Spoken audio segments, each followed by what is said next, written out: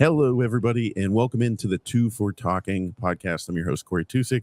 I have Josh Yohe with The Athletic and Joe Bartnick, comedian of Killing in Chicago. You can find it on Amazon Prime and anywhere else you can watch. It's on YouTube, right? Any other new places? Yes, if you have Amazon Prime, watch Amazon Prime. If you don't, watch it on YouTube. And thanks for joining us. Yeah, I know. It's, big week here. Actually, not really, because Sid didn't do anything. I said, you know something I don't know, Corey? Jesus. We were hoping that it was going to be, the big week. We were like, oh, we got the contract signed. Everything's good. But I have two shout outs before we start.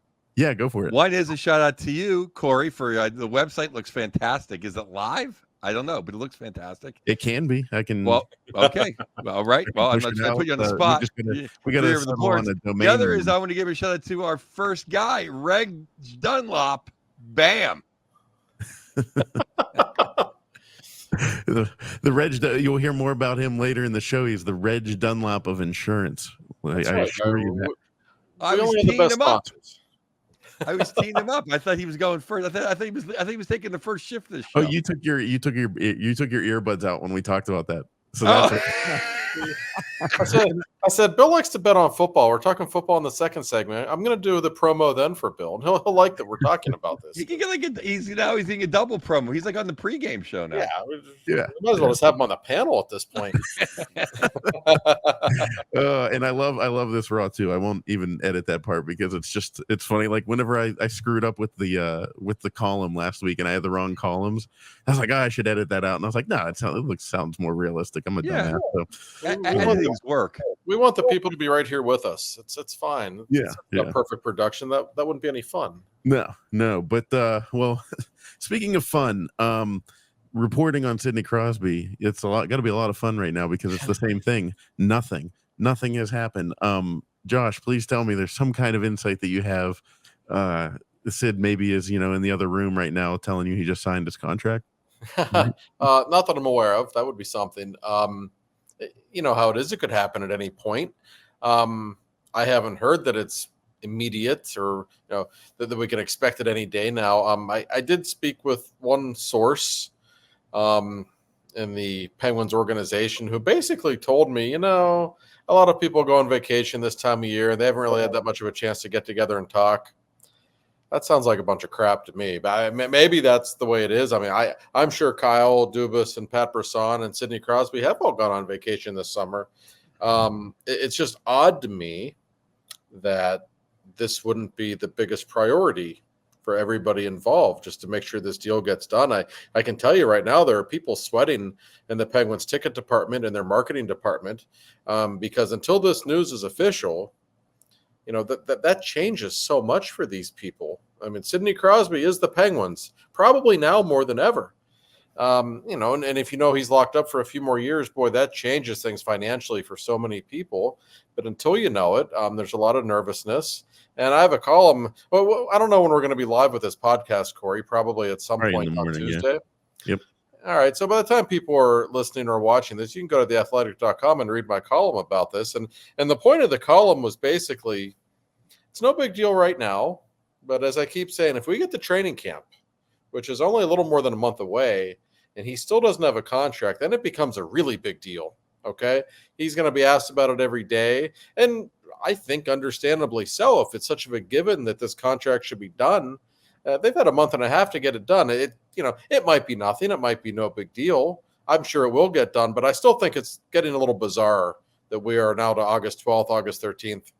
Still no contract. A little strange to me, Joe. It's all very strange. It's very unsettling. I mean, what is it? It has to be him wondering how long he wants to play, where he wants to play. It can't be a number. If the number's too big, they can just go throw Anthony Bolivia out a window. I mean, whatever Sid wants, he's got to get. I mean, what's the holdup? It's got to be his own mind. It can't be the Penguins. Yeah, right. I mean, it has to be.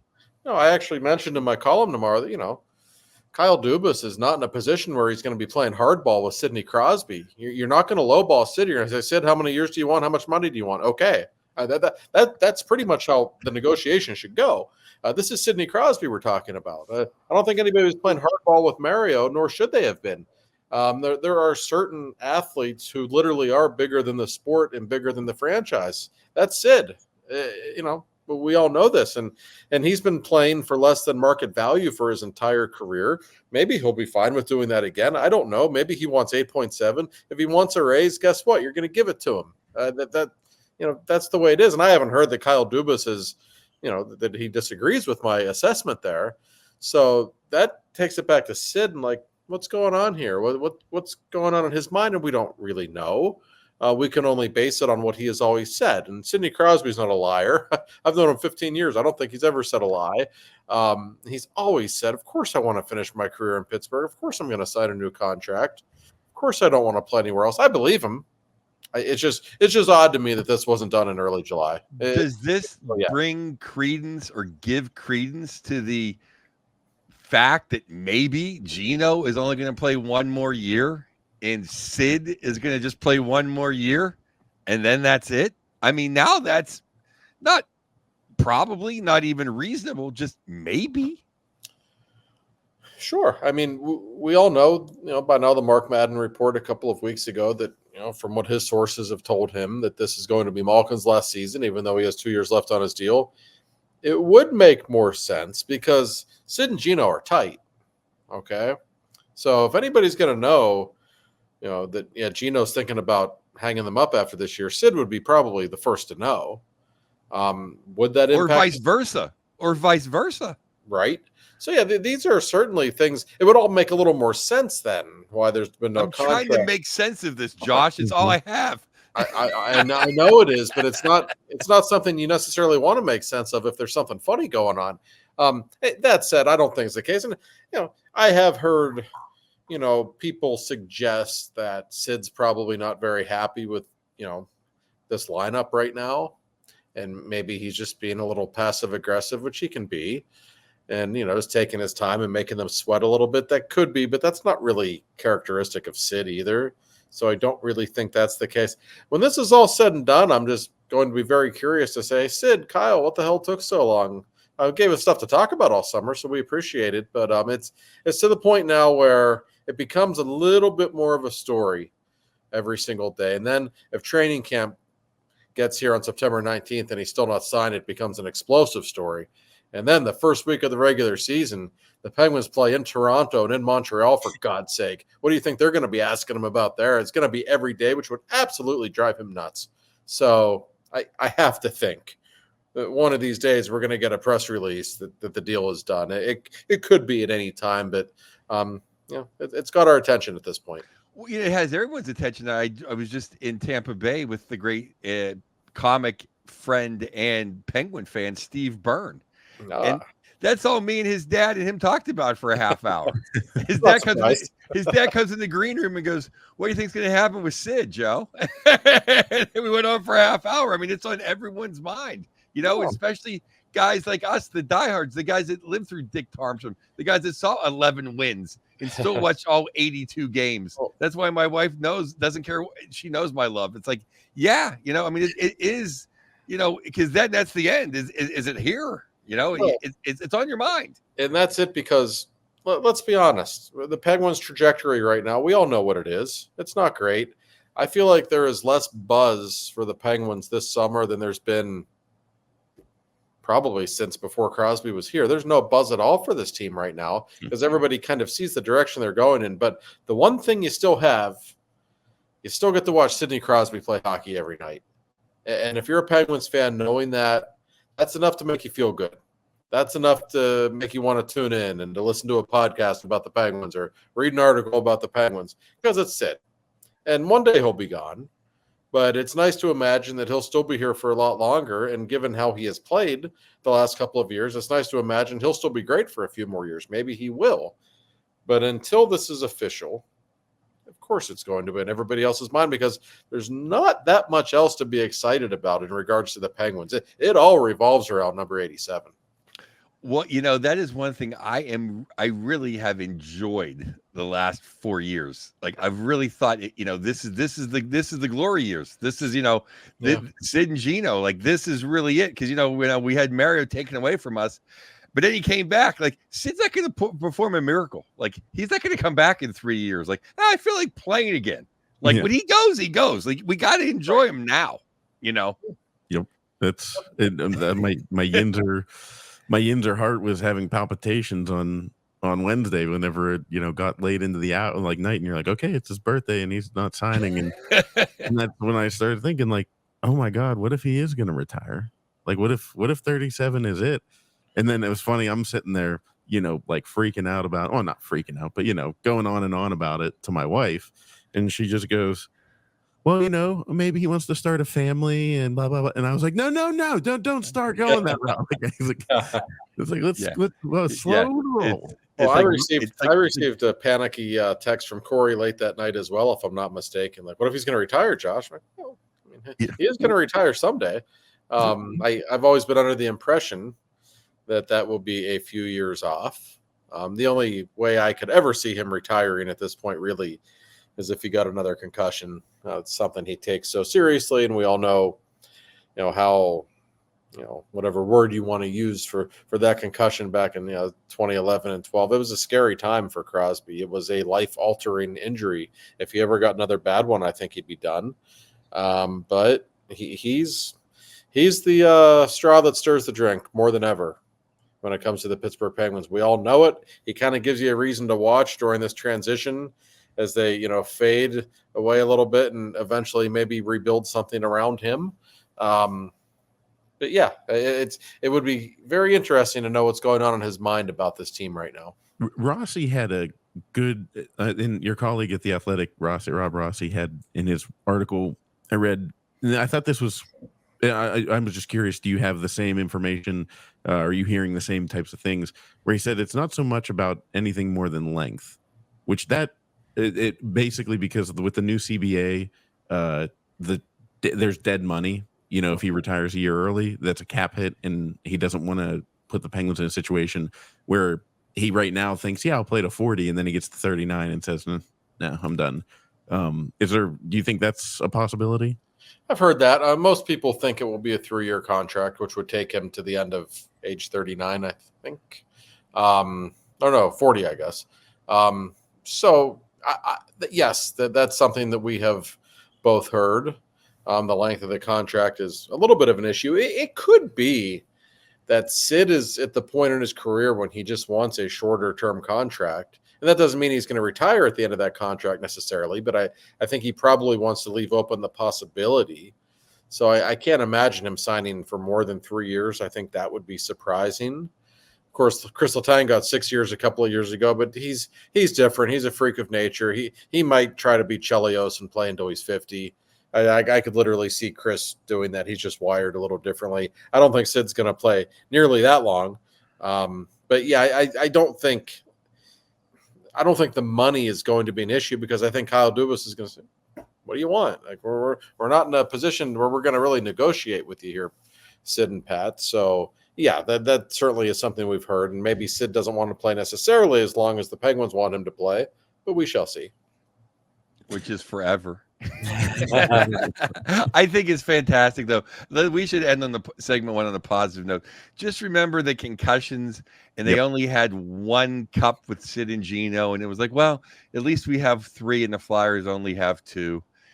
At least he gave us that. And then boom, Sully comes, and now we have 5. It's like it's all been blessings. It's all gravy at this point. Yeah, it's all gravy. It has, and boy, the concussions. It was so long ago now. It was like 12 years ago. It's amazing that he's I forget about him. I pretty much forget about him unless someone brings him up. Boy, I will never forget covering the Penguins during that stretch. There was legitimate concern for him, because every time he would start to feel better, you'd think he was about to come back, and then he wouldn't. He would have these little relapses. And I'd watch him after practices. He would stay on the ice by himself and just exhaust himself. I'll never forget, I think it was during the 11-12 season, the Penguins were in Denver. So you're in the high altitude. After practice, he literally just exhausted himself for over an hour on the ice. And I was the only person in the arena. I'm just sitting there like, was this just me and Sid in the whole arena? And he actually got like on his knees at the end of practice. And I was like, oh God, do I need to call 911 or something? Like, he looks like he's struggling out here. But he was just trying to push himself, to see if his head was okay and if his body would react in a positive manner. We saw him do it for months. And it's like, man, it really made me appreciate how serious the injury was. And now that he's been able to be relatively healthy for 12 years since then, and all that he has accomplished, man, you almost forget about how dicey things were. I don't know that he really considered retirement, but it was to the point where the concussion was so serious that I think we were all kind of thinking, man, like, is he ever going to be the same again? Lucky for the hockey world, he was the same again. Well, you know what? I mean, you were reporting on it, and I mean, and you guys who were reporting on it, it was almost like you weren't even hockey reporters. You were like political reporters, foreign correspondents, because the news was all secretive and important, and everyone had different sources, and like everyone's reputation was on the line, and who's telling the truth, and there's different. It was like world affairs. Whereas my whole world. Like, I should admit this because I'm a professional journalist, but I'm going to say it anyway. Like, covering Sid's a little different because we all like him. Like, you can't know him at all and not like him. Okay, so there were, during that concussion saga, there were like times there'd be like stories that we would hear about him struggling. Like, he would get these headaches when he would just be taking a shower, like just common stuff. And we didn't really write a lot of the stuff that we heard because I think we just have so much respect for him as a human being that was bigger than hockey. That was this guy's life and his health. And there were some stories I think that probably shouldn't have been repeated at the time or made public because he was dealing with a very personal, very private battle. And we just like the guy so much. He's different. I always tell people he's literally the best human being I've ever met in my life. I mean that sincerely. I don't say that to kiss up to him. He really is. Like, when you're around him, it's like, oh God, like, I'm going to hell. Look at all the stuff I've done in my life. And like, this guy's like the perfect angel. This guy, like, he really is. I've said this, I think, on this podcast before, but I mean, I literally sometimes think, what would Sid do?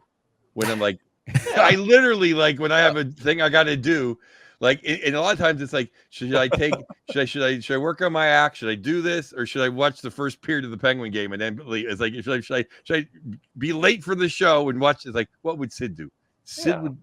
Yeah, he's a moral compass. But when you perform in Philadelphia, Joe, do you think to yourself, Sid would score 2 goals tonight because he's playing against the Flyers in Philadelphia, and he always does? Knock on wood, I always have good sets in Philly. Yeah, you got the mojo going because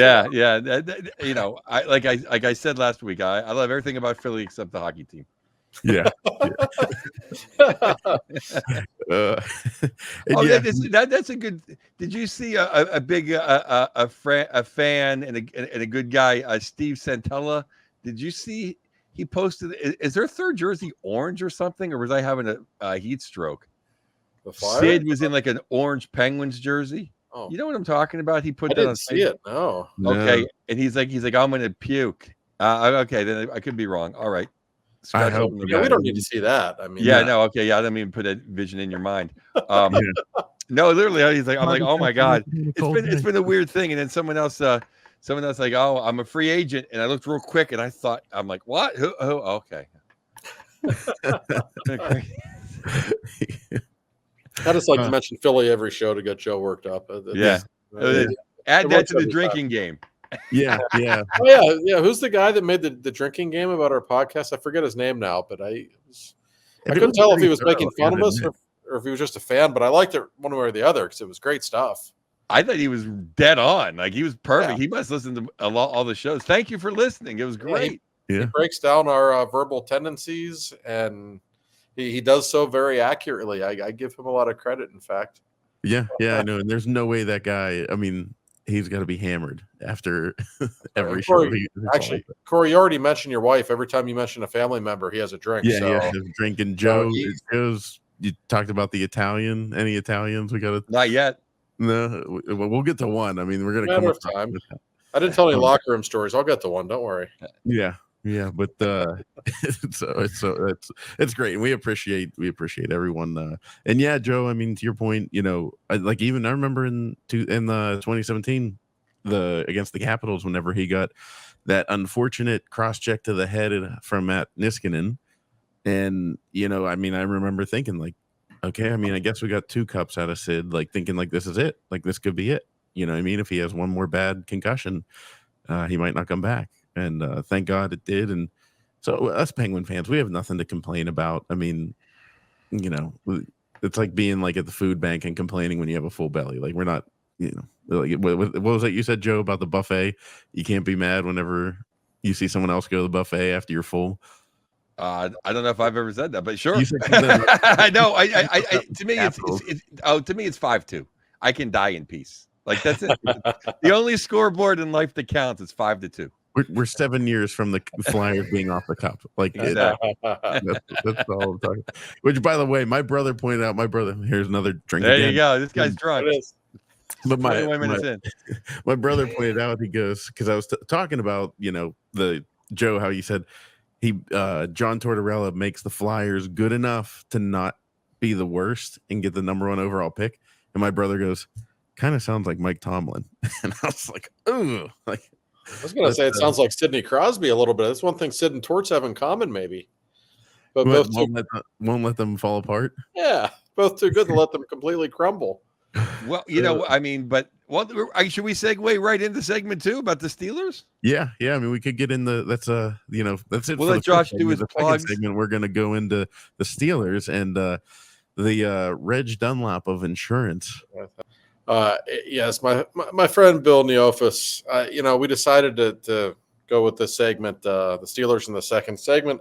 And I want to talk about our first ever sponsor now because, well, I'm not going to lie. Bill and I have spent some time in Vegas together, and we have wagered about the NFL a time or two. He's better than I am by a substantial margin, in fact. But he's not just a fine gambler, and he's not just a slap shot aficionado. He's also the best damn insurance man in town, as far as I'm concerned. It's the Neofus Insurance Group. They represent multiple carriers. We're talking Nationwide, Progressive, Plymouth Rock, Openleaf, Donegal, all the big names. Their philosophy is to consult with their members on specific insurance needs as they join the agency and then review those needs with the member each year moving forward. And they're the nicest people in the world. They're Pittsburgh people. I looked up their ratings. He's got like a 4.9 out of 5 on Google, which is impossible, by the way, because trust me, you try and you can't get a 4.9. That's all you need to know about these people. And they're focused on coverage while being sensitive to cost. We are all subject to potential liability exposure every day. Isn't that the truth? Assessing and addressing that risk is a priority of the agency. I was joking with Bill the other day, too. He told me, I actually wrote this down because it was a good line. He said, Josh, if you're going skydiving, you don't necessarily want to shop for the least expensive parachute. I said, that's a really good point. So he thinks about all these things. So listen, the Neofus Insurance Group, 412-364-3388. You can find him on the web as well. You can find him on Twitter. I'm going to start giving away his Twitter name so you can harass him on Twitter about his parlays come week 1 on Sunday afternoon. Nice. So, thanks again, I Bill. might follow him. Bill's the greatest. I got to follow him just to play some bets, maybe make some money this year. Huge Carrot Top fan. Biggest Carrot Top fan ever. We already have front row in Vegas when the Penguins play there in March for Carrot Top. But the guy loves Carrot Top. Who doesn't, right? Maybe Joe is not saying anything. I always forget if Joe likes Carrot Top or not. I'm pro Carrot Top. Right? Well, yeah. I didn't want to ruin Reg's promo. He's paying good hard money for that, so I don't step in. Yeah. Did you, Joe? Have you ever worked with Carrot Top before? No, Carrot Top's been huge. I've been doing it 28 years. He's always been like in Vegas. He's always been huge. Oh yeah, he was huge like early 90s. I remember on the Johnny Carson show when I was a little kid, like who's this guy?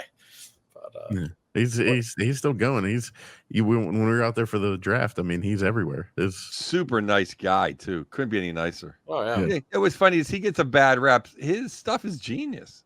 It really is. And the people that think he's a hack or whatever, like he's better than like 80% of regular comics. Like, oh, he's a prop comic. Yeah, he's funnier than you. Right. You know, No, it's his shows are pretty good, actually. They that's really what I'm are. saying. It's like the people that give him crap. It's like it's better than your act. I don't know what you're complaining about. Yeah, I have nothing bad to say about. I don't badmouth hardly any comedians, but He's I would. very open about but- his cocaine arrest too. He always mentions that during the show, which I appreciate that kind of commentary. He keeps it real, as the young people say. I always just want to know what he benches. Well, he's jacked. I know. Yeah. I know. Get on that. When I can get on that regimen, figure that out. Oh yeah. Maybe it's speaking of the NFL, we've got the Steelers. We could talk about the preseason game in a little bit, but Brandon Ayuk.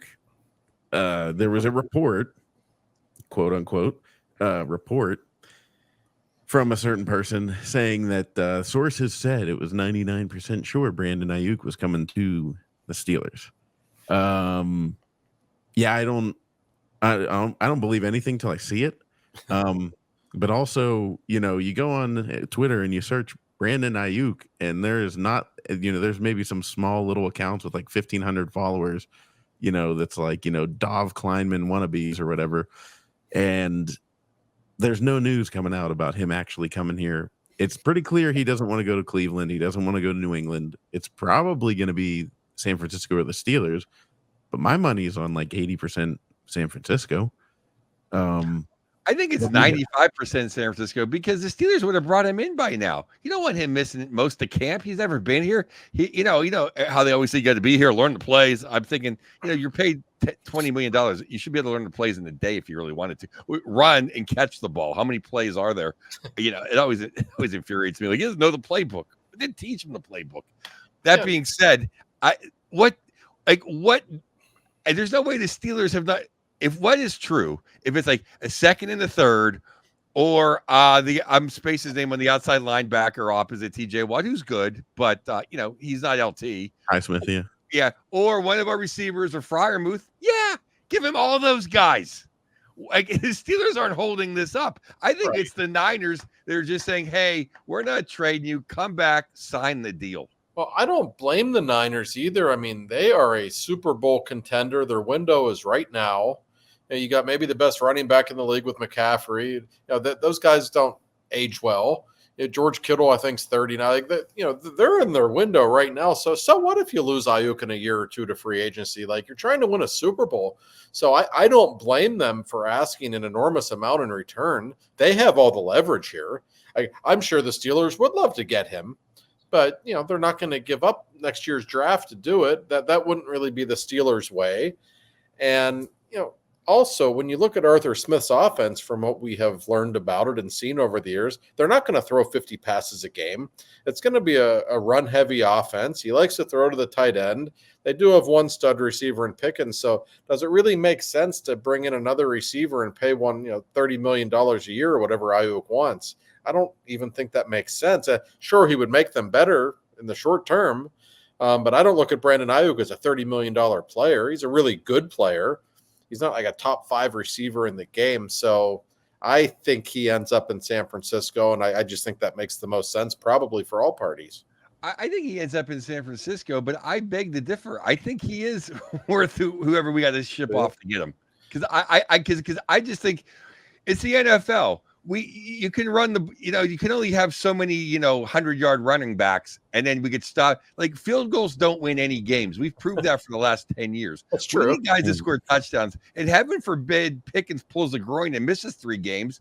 Who the hell are they going to throw the ball to? That's right. I mean, like, if we get a chance to get a serious number 1 receiver, then have 2 of them, and then then I think we have a really good chance to have a very good team. I think without him, I can't see this. I mean, I'm a Najee guy. I just can't see them getting 260 yards every game. It's not 1974. No, it's hard to win that way. You're right. Yeah. I mean, we that's all. And they want to run the ball and play defense. That's great. Yinzer's like that kind of thing. But you're right. I mean, you have to throw the ball. You have to have some kind of weapons. Look at the teams that win the Super Bowl every year. It's teams that can throw. That's certainly the way the game is played these days. So I don't know. Listen, I think he's really good. I'm curious as to, nobody really knows exactly what the Niners are asking for. I'd be very curious to know the real answer to that question so we could then determine, like, oh, does this really make sense? He obviously would make their offense a heck of a lot better. No doubt on that. But I've never really felt like it's going to happen. I could be wrong. But Nope. there are some reports out there that, oh, it's going to happen. Ayuk. I'm not so sure about that. This is not some simple negotiation. No, I agree with you, and I'm ignorant in the sense of what $30 million is to relevancy against other people. You know what I mean? Like in the NHL, I know what the millions mean. You know, Right. I don't know what 30 means as far as what they think he is. So I'm ignorant to that. That puts him like near the top. I don't think it makes him the highest paid wide receiver, but But like in hockey terms, does that mean him like a $9 million guy or an $8? Like It makes what him is he like to the cap? probably You know, like a. Well, who's the highest paid? Well, the quarterbacks are in a different world, but I'd say that would make him like a $9 or $10 million guy, probably. Yeah, I mean, like I said, I just think they should take a chance because you know, right now I think the ceiling is 9-7. You might be right. And one thing I'll say for the Steelers, they're not paying their quarterbacks any money this season, so they've got the money to spend in other positions. That's undeniable. I question how close this actually is to happening. I have no doubt the Steelers have inquired, but this idea that it's the groundwork is in place for a deal, blah blah blah. I'm not sold on that in the least. No, I think the bigger question that I've noticed is the center going to be the rookie? Because he can snap the ball. The other guy can't. And, and is the old white guy going to get out of the way and let the two brothers from the SEC play tackle? I mean, let's go. Or not brother. They got one guy's from Washington. He's Samoan. But, can the big boys play finally? Can the veteran just step out of the way? I think screwing around. Now he's hurt, but they said he'll be back. That's per the guy. I think I'm spacing on his name. Jerry Dulac said that he'll be back. Tamalu, whatever. And then I love the kid from Georgia. Like, let those guys play tackle. And can the center who can hike the ball, who only played in college all 4 years center, can you just play center? Can we just have them all play together and play as a unit? This whole thing, you got to earn it. Come on, it's not 1910. I would love to see Frazier. And Frazier, you drafted him in the second round to be your center. By all accounts, he's an incredibly smart kid. He picks up on things quickly. Herbig's awful. I mean, we saw enough of him last season when he did play. Obviously, the 2 snaps with Fields, I don't know what was going on there, but it wasn't a very good look. So it's a little unconventional to have 2 rookies start on your offensive line, but they're also first and second round picks. So you got to let them play at some point. And you're right. We saw it with Broderick last year. He was arguably their best offensive lineman in the second half of the year. Unbelievable. They started running the ball very well the second he was in the lineup. That wasn't coincidental. You're going to be young on the offensive line, but there's so much talent there. I could not agree more. Let him play. He played for Georgia. Georgia's like the 8th best team in the NFL. Right. That's right. He can make the Steelers. Yeah.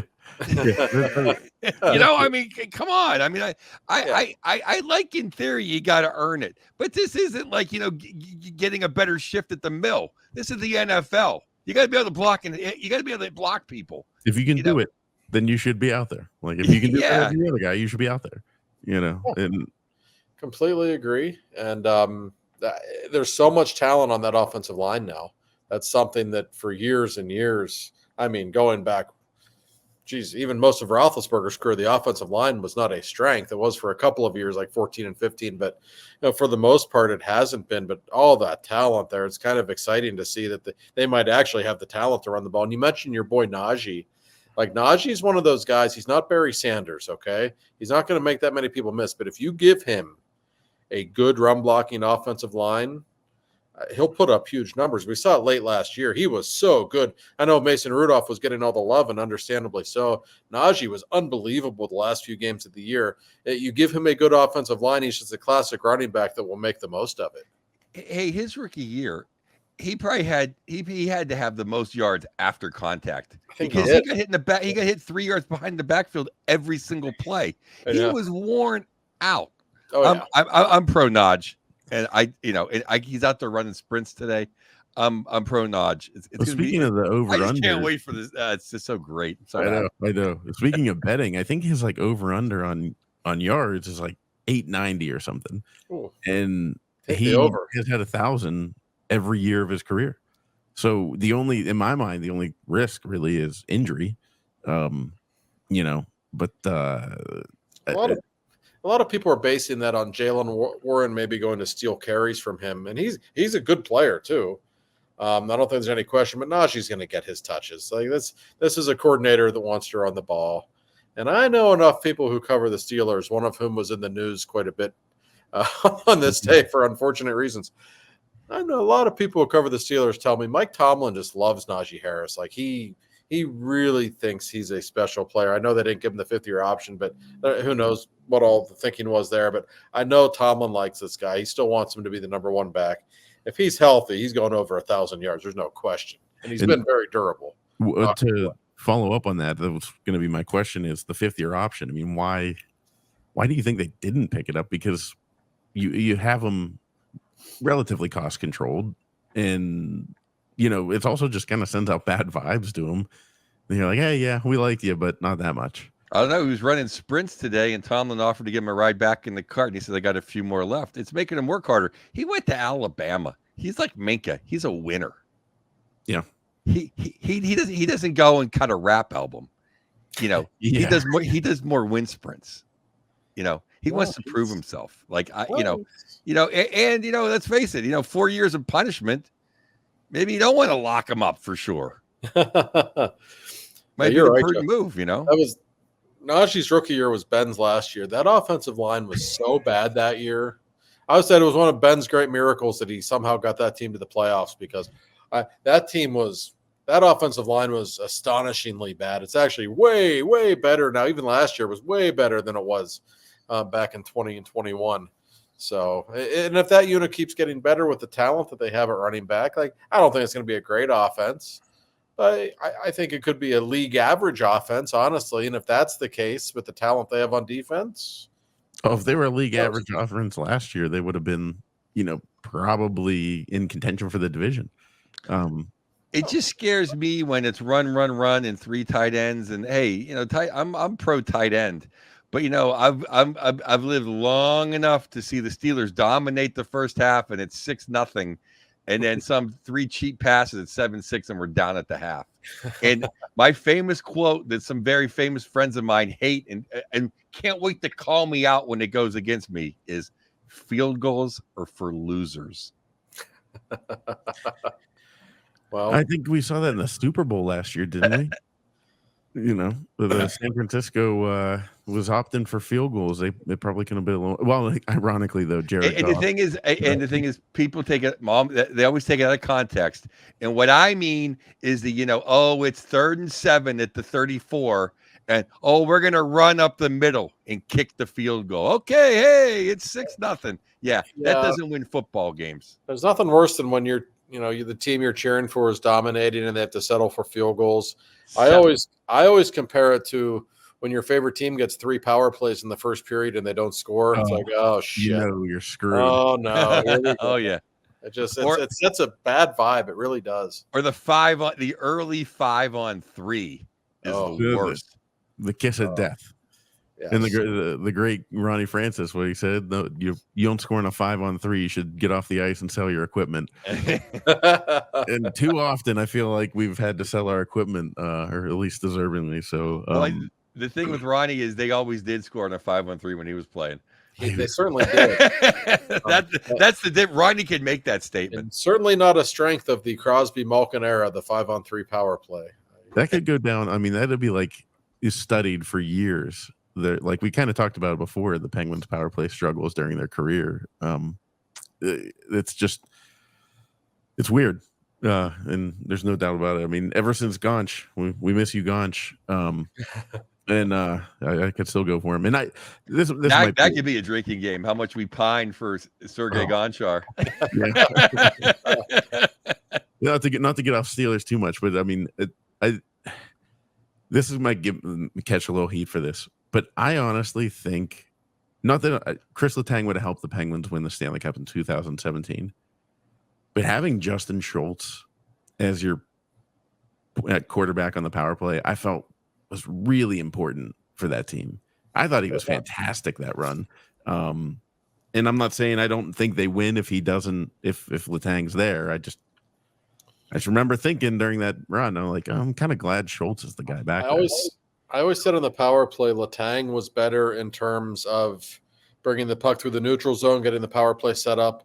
But once everything was set up in the offensive zone, I thought Schultz was better at that time on the power play. He just had a great shot. He was willing to use it. It was always on net. Knowing when to use it. Yeah, it didn't have to, try for the pretty goal every time, which Chris has a tendency to do on occasion. God love him. It's just who Chris is. But yes, Sergei Gonchar was great. We have made numerous references to him as we do every week. But Justin Schultz, boy, those 2 years, he made himself a lot of money in the aftermath. He was really good for the Penguins. Yep. And one of the best parade performances in history. Oh, man. And did you? I'm sure you remember seeing this, but Bo Bennett, we love you, Bo Bennett. Never really worked out for you, and it wasn't your fault. And you're hilarious on Twitter. You remember when somebody posted in the 16 parade? They said, "Hey, look, it's Bo Bennett. It's the ambulance going down Boulevard of the Allies before the parade started." Matter of fact, I know the guy who did that, and it was one of the great tweets of all time. Absolutely, those parades were a blast. I actually said to Schultz, I said, are you guys corrupting Ole a little bit? Like, Ole's drunk on his balcony. That's not like sweet Ole. Like, what are you guys doing? And Schultz said, you don't know him that well then. Learning more and more about Ole Mata. So yeah. I love how he's still kicking it around. Oh, I know. Is he in Detroit still? I think. Yeah, I think so, right? Greatest guy ever. We thought he was going to be a star too. And then he lost the wheels a little bit, but he still made a good career for himself. Yeah. Yep. Well, yeah, that'll do it for the second segment. We'll come back here on the third segment and talk about we'll see if we can round out Josh's list of your travel guide, your Yinzer travel guide for this upcoming season. Talk about that more and more on the third segment of Two for Talking.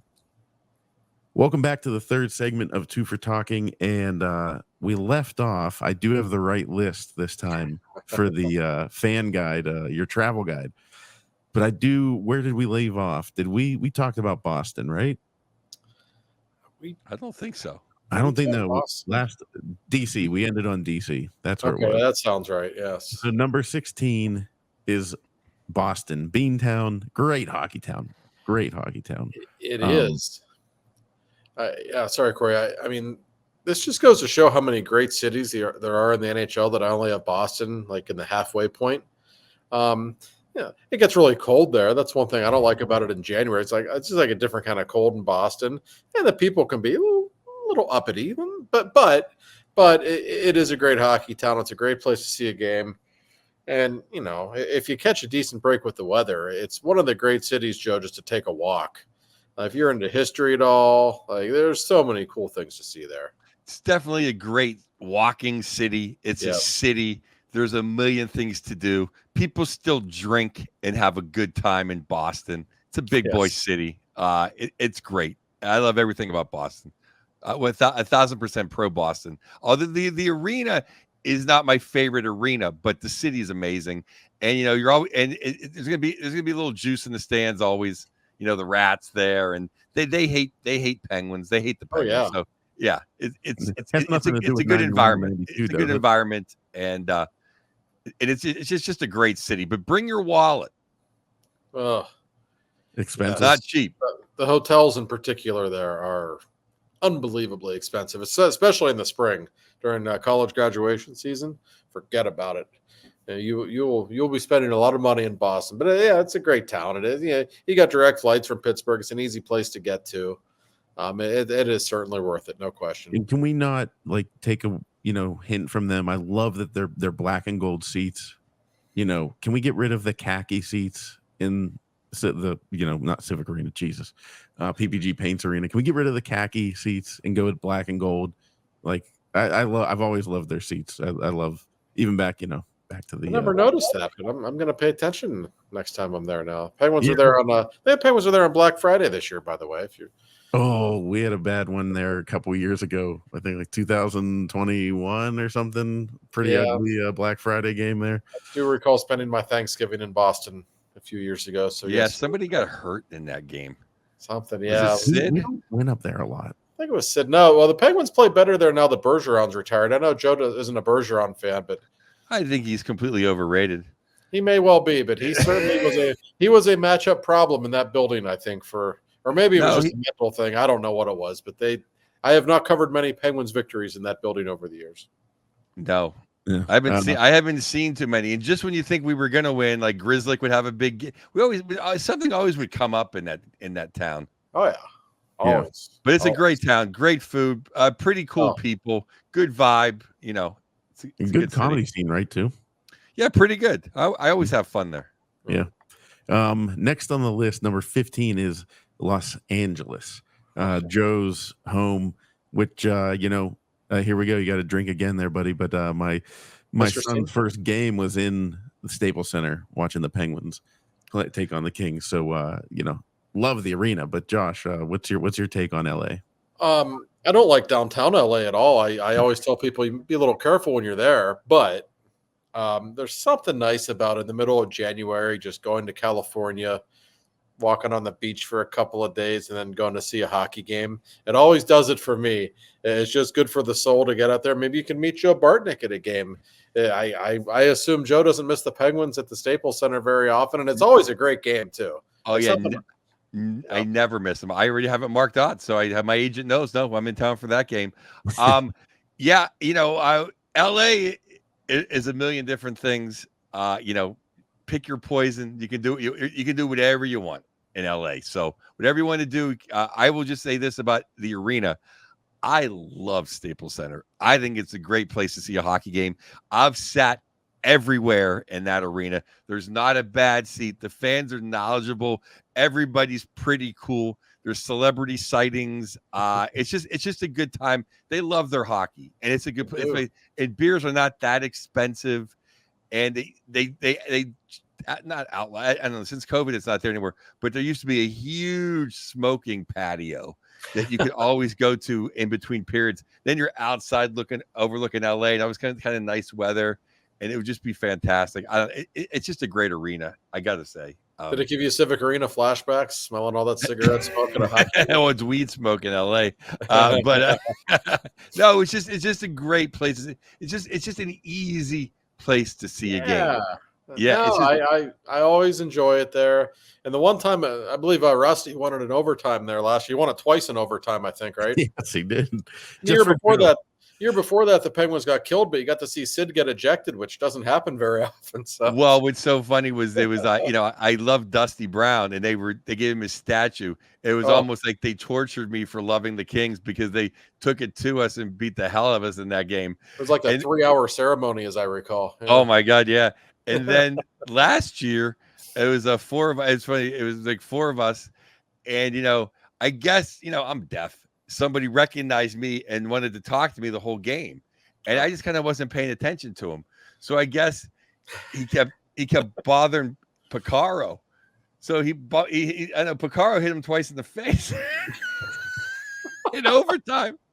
I'm like, whoa, Picaro got 2 jabs, and I'm like, take it easy, like, and then they dropped it, and then we scored it, like we won twice, like it was like we won, then Andy gets into a little skirmish. Then it's like calms down. Then we won again. It was a crazy 20 minutes. That's I mean, I remember thinking whenever I was like, only for Joe Bartnick would Rusty score twice in overtime. Yeah, it was like, it was just really funny. Yeah, and I saw Ackland was hanging out there. It was a great scene, but it was just so funny how like I didn't know. He goes, Andy's like, the guy was bothering you all game. I'm like, I was oblivious. Then Andy started messing with Andy because he couldn't get my attention, and Andy he pushed Andy or something. Andy popped him twice. And LA was the site of my greatest celebrity interaction ever. Well, I didn't interact much. I don't know if I always forget what stories. I tell so many damn locker room stories. I forget which ones I tell, but one of my favorites ever, Joe Pesci was outside the locker room about 10 years ago. He wanted to meet Sid. Tanger walks up to him And he says, Mr. Pesci, I wanted to introduce myself. My name's Chris Letang. I love Goodfellas. I love you in Goodfellas. But he said, I was so sad when you died.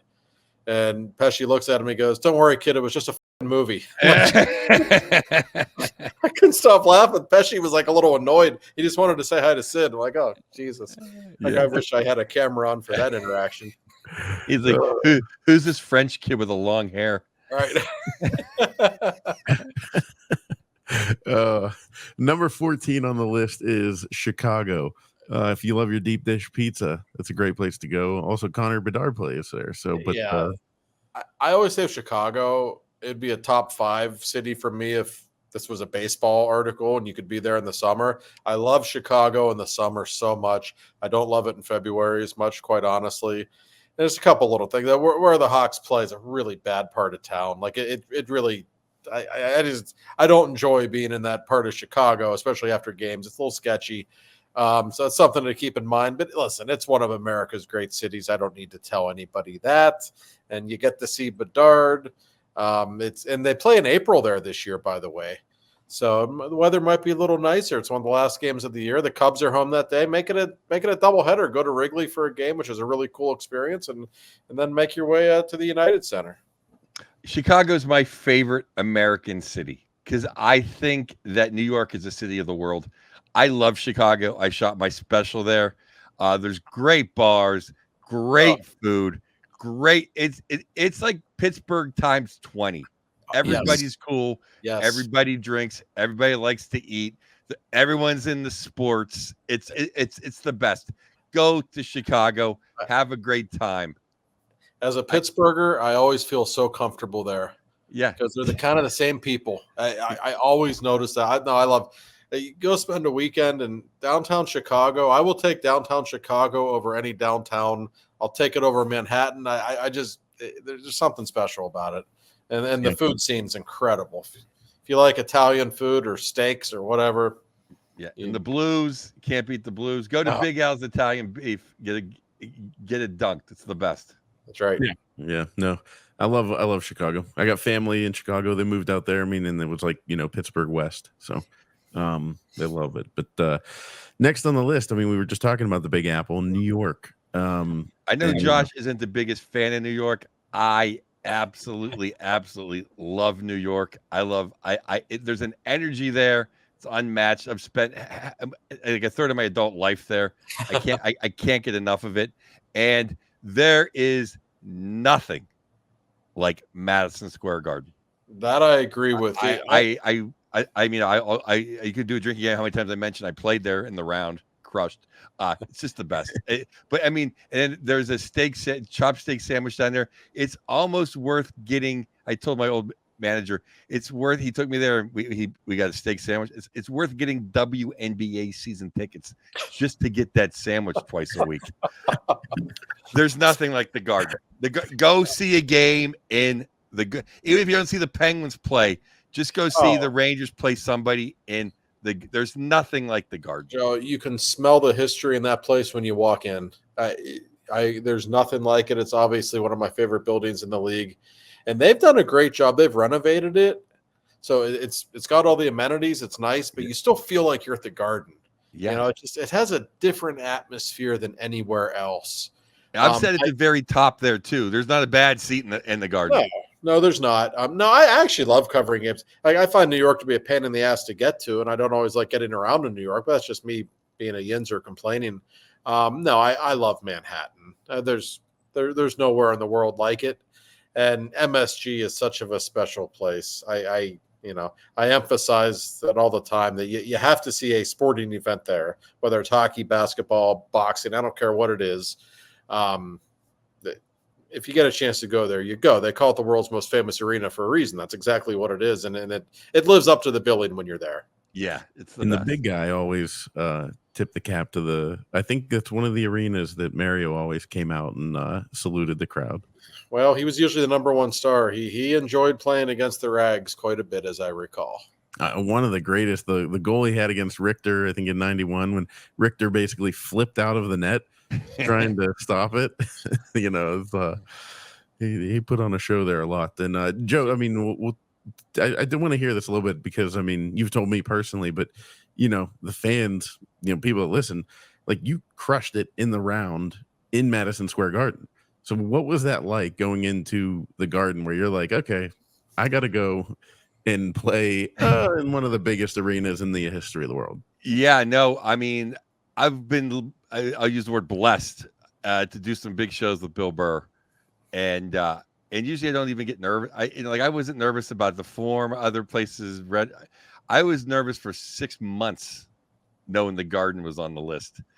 And then they didn't say it was in the round. I get there, I'm like, it's in the round? And then Bill just gave me the best advice to go. I treat it like 4 different arenas or 4 different theaters. I went down, I touched between the boards, like they had plywood down for the seats. I touched between the ice. And Club Soda Kane's like, what are you doing? I go, this is the ice Mario plays on. I was touching it. And then right before I went on, I saw a big thing, Sinatra in the round in his tux, 1974 backstage. And then I ran up, and I usually get up real quick. I took my time walking the stage. Like, this is one small step for mankind. Let the music play. I know I crushed. I didn't talk about myself too much, but I did it perfectly all around twice. And then Chris Rock said I crushed. And then the head security guy, the head red coat guy, this huge black dude, one of his guys, like, my boss wants to see you, because I did all my racial jokes. And the guy goes, we thought there was going to be a ride in here. You're hilarious. And he gave me the biggest hug. How did it make you feel better? Yeah. Yeah. Well, because I'm like, you know what? It's like muddy waters in Newport. You got to show your ass. Like, I didn't come all this way. Not, let's go big, or go home. Yeah. You mentioned touching the ice. I'm actually reminded of a story. It's like 15 or 16, maybe the last year at Edmonton's old Dumpy Arena, whatever year it was. I'm walking out after the game, the last Penguins game ever, and I see Seth Rorabaugh standing on the ice. I said, Seth, what the hell are you doing? He said, well, they say this is the best ice surface in the league. It's the only chance I'm ever going to have to step on it. I said, well, fair enough, Seth. Right you are. But that building was just like Civic Arena, by the way. Very similar. The old Northlands Coliseum. You felt like you were in the igloo a little bit. That's the only thing I liked about it. The Garden is just like, I remember me and Verzi were backstage. We just had some whiskey. We saluted each other, and I'm like, it's never gonna get better than this. And I've had some great nights, but really hasn't. It's the Garden. No, it's the Garden. Completely agree. So you got to go see a hockey game, preferably Penguins Rangers. But if not, just go see the Rangers play anybody. There's just something about it. It's hard to explain. And how are the fans to the Penguins fans? Are they hostile, or are they pretty? Okay? I was there on my birthday. And we lost 5-0, and my manager was rubbing in my face for 3 hours, but I didn't care because I lost my wallet at the Pennsylvania hotel and somebody found it. I didn't even know. I'm walking through the doors, and the lady goes, "You dropped this." I'm like, "Oh my god!" Like, we could have lost 100-0. I'm like, "Good day for me." But yeah, no, I mean, the only that's why I've never even been to Philly, because I just don't want to do it to myself. I don't really have a problem with other fans too many times. I will say, like, Islanders fans a little bit little yucky, I would say, but other than that, I haven't really. The West Coast fans, a little ribbing, but nothing too outrageous. Rangers fans aren't. They'll talk a little bit, but I've never seen anything bad happen. There aren't many Penguins fans at the Garden, really. It's hard to get tickets there. Whereas you go to LA or Anaheim, it's like 5,000 Penguins fans in the crowd every time. Right. We kind of have a gang mentality. But I'll tell you, for the next one, number 11. We skipped over 12. Oh, okay. I'm sorry. I'm not good with numbers. No, that's good. That's good. We'll go to Dallas, number 12. I love this. Oh, go ahead. I'm sorry. I for a lot of reasons, like Dallas, some people like Texas, some people don't. Even if you're the type that doesn't like Texas, you'll like Dallas, I think. It's just a modern city with a lot to do. The JFK Museum, if you've ever been, unbelievable experience to go tour that museum. You can literally stand right where Lee Harvey Oswald was standing. Hotels are cheap there. It's easy to get around. We got 1 million direct flights to Dallas. It's a really cool arena too. And you get to see a pretty darn good hockey team. They won't be one of the favorites to win the Cup next year for sure. So I always enjoy that trip quite a bit, Joe. I love the city of Dallas. I have not been able to see a hockey game there, but I'm a closet. I like the Stars, like the way they play hockey, like a lot of guys on their team. And everyone thinks Austin's 3 streets. Dallas is a world class fun city. I'm actually pro Houston too, but they don't have a hockey team yet.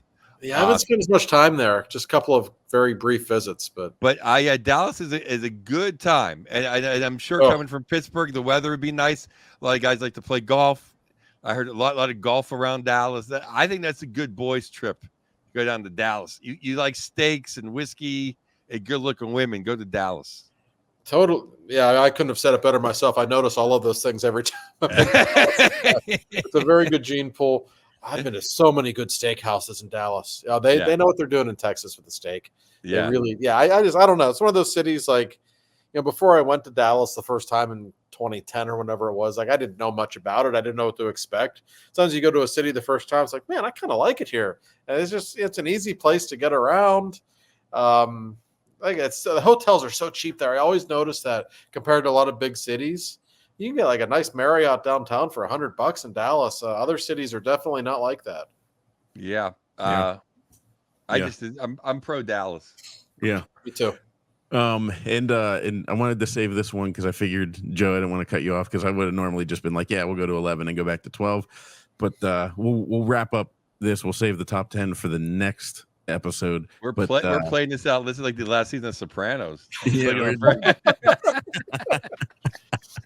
dragging it out. There's your little Italian pop for the drag game. There it is, Drake. Toronto lands at number 11, and Toronto, I will say, I mean, that's a city that I've spent a ton of time in, just because of my business. Like I'm at the film festival every year for a week and a half. Love the city, and it's in September visiting Toronto, one of the best times you could ever visit, right on the lake. It's gorgeous, that little rail yard down by the lake with all the restaurants, and you can go to a Blue Jays game. I love it. I love Toronto, but I want to hear what you guys have to say. Have you played in Toronto, Joe? Have you done many times? I'm a huge fan of Toronto. Yeah, and I'll tell you, there's nothing like I have not been lucky enough to see a game in Montreal, although I have said how much I love just always walking around the arena. I played in the arena, but played all the history around the arena. But Toronto, I got to see the Hall of Fame game. It was marvelous. City of Toronto, 5 stars, an incredible experience. And I'll tell you a really good thing. If you fly into the non-big airport, there's one that like you land in the river downtown or the lake or something. Yep. And then you take like an escalator under the lake. It's like amazing. And then you're downtown. I've done that once or twice.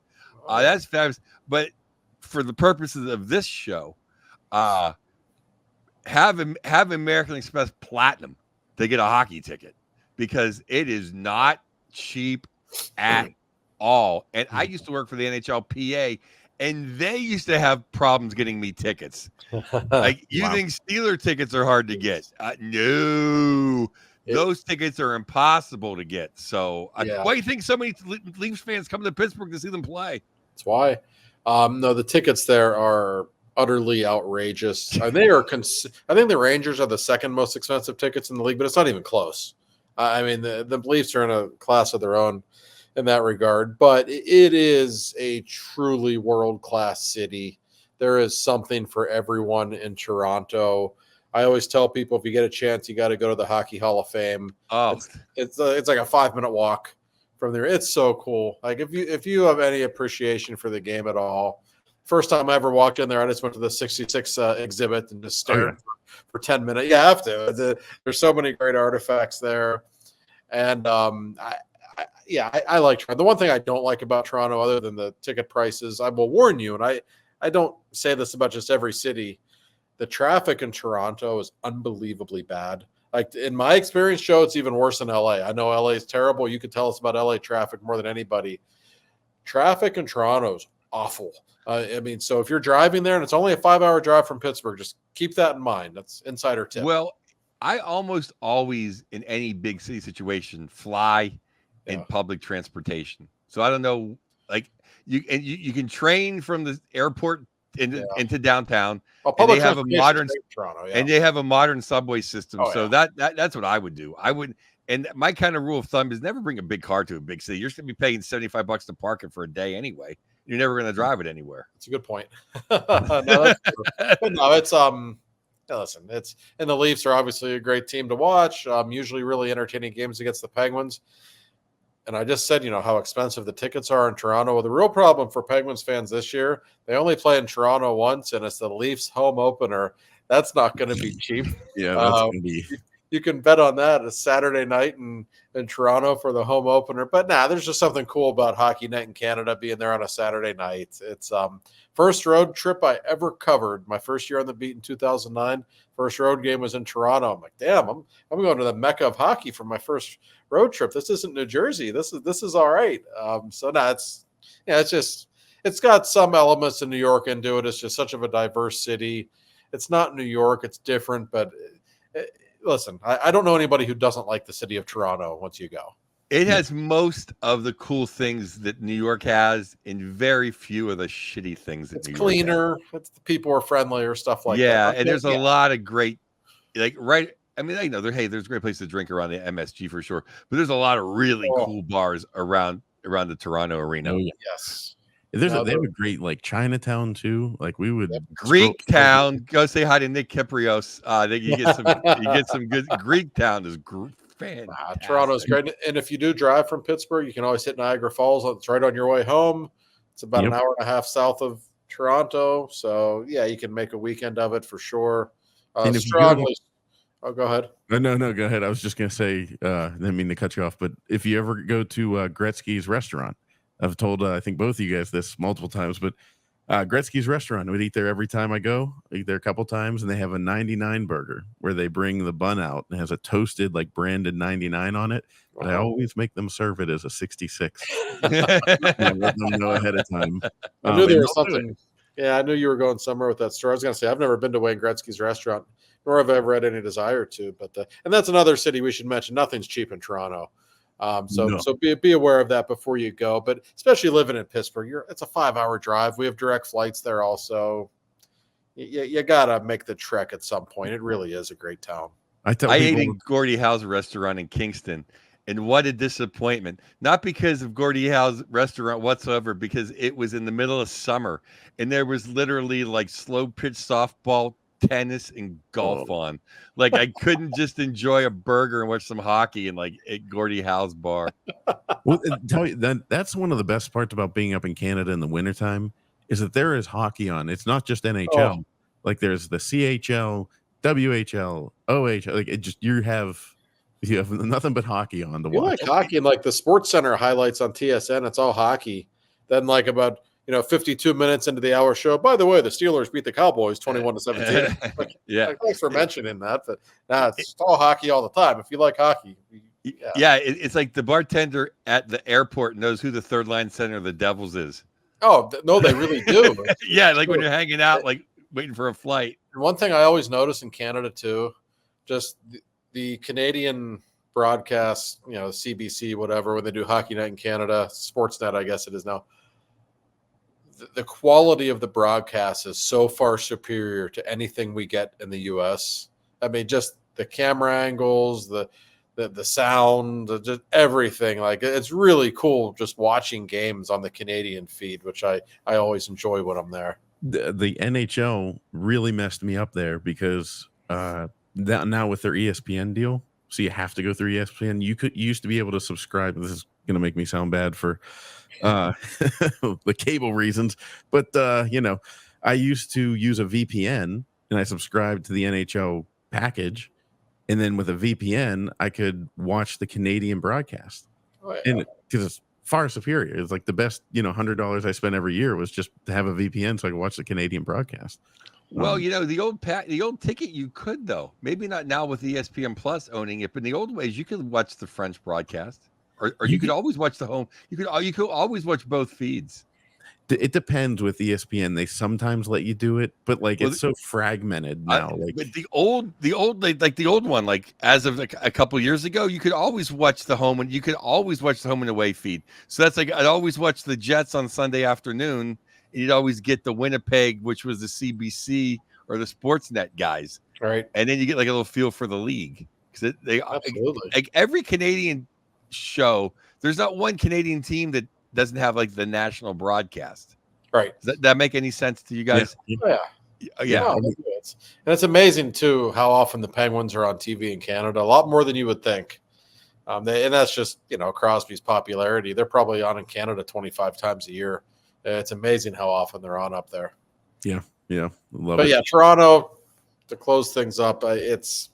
If you're a hockey fan, it's just one of those cities you have to go to. It's your classic bucket list city, and I don't know anyone who's ever been disappointed when they go to Toronto. It's just a great place. Great point you made about the Hall of Fame too. The Hall of Fame's right there. That's a whole reason to go. Yes, yeah, that's enough reason right there. It absolutely is. Yeah, I mean, you can go see the Stanley Cup. I mean, how can you not? And like the one from like 1910, like all the little pieces. Like, like the maroon ring. Mm-hmm. Like some Hall of Fame, like Joe, I don't know if you've been. I've been to the Football Hall of Fame in Canton. I thought it sucked. Like I was like, this is it. Like really? Then I go to the Hockey Hall of Fame. Like no, this is great. I don't know because I went to Canton when I was a little kid, like twice. Okay. And it was like I was like 1980, and they were showing like Steeler films. And so it kind of never topped that. I don't know. Well, the Basketball Hall of Fame is pretty cool. I've been to that one. Springfield, Massachusetts. Yeah. Yeah, it's pretty cool. I thought it was really cool.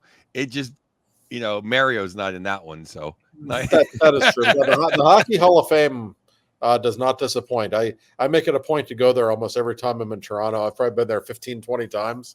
It's great every time. I love it. And not that anyone's on a budget, but it's like $8 to get in or something. Yeah, it's really cheap. It is. Yeah, it's really, you can bring like 10 people. It's not going to kill you. Right. Yeah. Oh, my kids have been in the Hall of Fame so many times. It's like every time my wife's like, "Really, you're going again?" Like I'm like, "Oh yeah." I mean, like yes, we are, honey. Yeah. Like Mario's. There's a stick that Mario used whenever he was like 12 years old. That's in there. So I mean, if I can go see Mario's Hurricane jersey. Like the Villamard Hurricane jersey. Yeah, if I can see that, if I can see that jersey, I'm going. So that's right. But yeah, no, love Toronto. I mean, we could go on and on about Toronto. So highly recommend everybody go check it out. But that'll do it for us. We'll save the top 10 for next week. Joe, you got something? No, I'm just waving. Oh. I thought he was waving. I thought you were saying, hold. No. I know. I'm like, I don't know. I get nervous. He's doing the Tony Kornheiser thing. He waves the Canadian flag. Yeah.